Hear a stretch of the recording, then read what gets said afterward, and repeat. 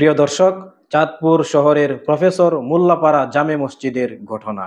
ঘরের ভিতর এবং রাস্তায়, এমনকি মসজিদেও যদি আজ কেউ নিরাপদ না থাকে, তাহলে আর আমরা যাব কোথায়?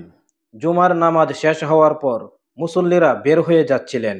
ঠিক তখনই এক ব্যক্তি চাপাতি বের করে খতিব মাওলানা নূর রহমানের গাড়ের মধ্যে কূপ দেন।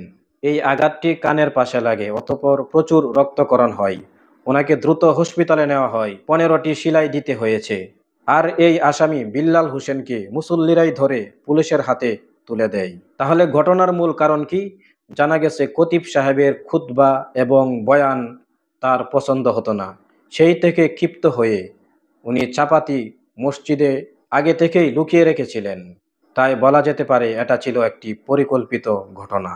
তো প্রিয় দর্শক, প্রত্যেকে ভিডিওটি শেয়ার করে সবাইকে জানিয়ে দিন। আর এই বিষয়ে আপনার মতামত কি, অবশ্যই কমেন্টে লিখে